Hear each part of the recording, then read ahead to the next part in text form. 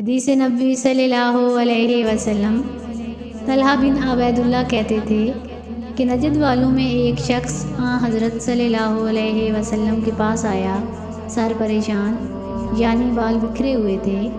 ہم اس کی آواز کی بنبناہٹ سنتے تھے اور ہم سمجھ نہیں پا رہے تھے کہ وہ کیا کہہ رہا ہے، یہاں تک کہ وہ نزدیک آن پہنچا۔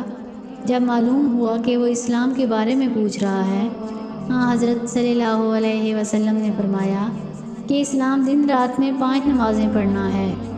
اس نے کہا، بس اس کے سوا تو اور کوئی نماز مجھ پر نہیں۔ آپ نے فرمایا، نہیں، مگر تو نفل پڑھے تو اور بات ہے۔ حضرت صلی اللہ علیہ وسلم نے فرمایا، اور رمضان کے روزے رکھنا۔ اس نے کہا، اور تو کوئی روزہ مجھ پر نہیں ہے۔ آپ صلی اللہ علیہ وسلم نے فرمایا، نہیں، مگر تو نفل روزے رکھے تو اور بات ہے۔ طلحہ نے کہا، اور حضرت صلی اللہ علیہ وسلم نے اس سے زکوٰۃ کا بیان کیا۔ وہ کہنے لگا کہ بس اور کوئی صدقہ مجھ پر نہیں ہے۔ آپ صلی اللہ علیہ وسلم نے فرمایا، نہیں، مگر یہ کہ تو نفل صدقہ دے تو اور بات ہے۔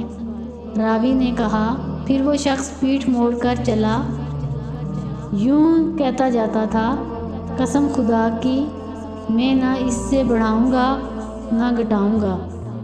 حضرت صلی اللہ علیہ وسلم نے فرمایا، اگر یہ سچا ہے تو اپنی مراد کو پہنچ گیا۔ صحیح بخاری، حدیث نمبر 46۔